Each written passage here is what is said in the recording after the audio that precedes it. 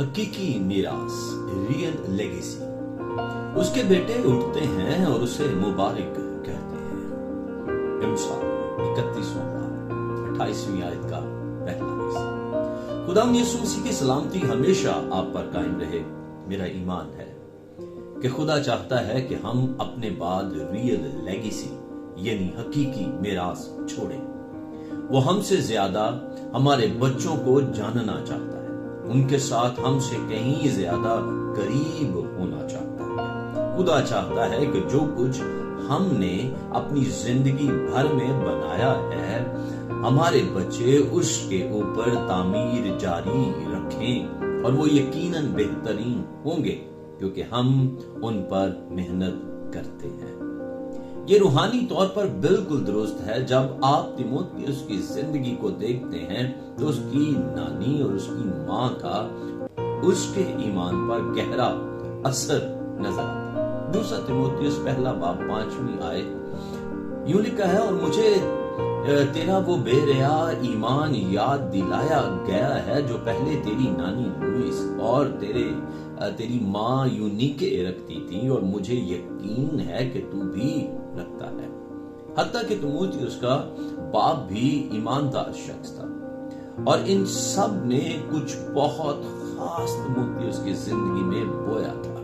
ماں، باپ، دادا، دادی اور نانا نانی آپ اپنے بچوں اور ان کے بچوں کی زندگیوں میں گہرا اثر چھوڑ سکتے ہیں۔ سلیمان امثال کی کتاب میں بار بار ماں باپ کی تعلیم و تربیت پر بات کرتا ہے۔ وہ یہ سکھاتا ہے کہ ہم کیسے اپنے بچوں کے لیے حکمت کو بولیں اور کیسے خدا کی راہ میں ان کو سکھائیں کہ وہ خدا کی پیروی کریں۔ استثنا کی کتاب 6 باب 7ویں آیت ہمیں سکھایا گیا ہے کہ ہمیں خدا کے کلام کو کس طرح اپنی اولاد میں منتقل کرنا ہے، اور تو ان کو اپنی اولاد کے ذہن نشین کرنا، اور گھر بیٹھے اور راہ چلتے اور لیٹتے اور اٹھتے وقت ان کا ذکر کیا کرنا۔ بس ہمیں ہر لمحے اس کو کرنے کی ضرورت ہے۔ عزیزو، ماں باپ کا اپنے بچوں پر گہرا اثر موجود ہوتا ہے، اور جب آپ کے بچے آپ کو ہر دن ایمان میں زندگی گزارتے ہوئے دیکھتے ہیں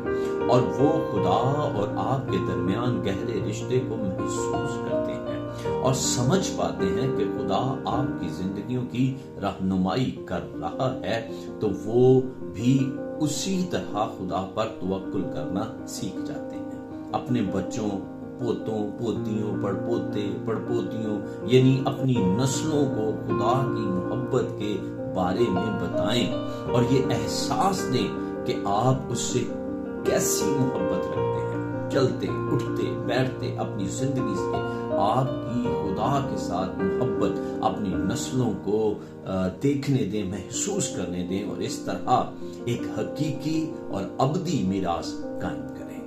آمین۔ اگر آج کا پیغام آپ کو بابرکت محسوس ہوا ہے تو اسے دوسروں کے ساتھ بھی شیئر کریں۔ آپ ہمارے یوٹیوب چینل پاسٹر انیس جاوید کو لائک، سبسکرائب اور شیئر کیجیے، اور ہماری مدد کیجیے تاکہ یہ ڈیلی ڈیووشن میکسیمم لوگوں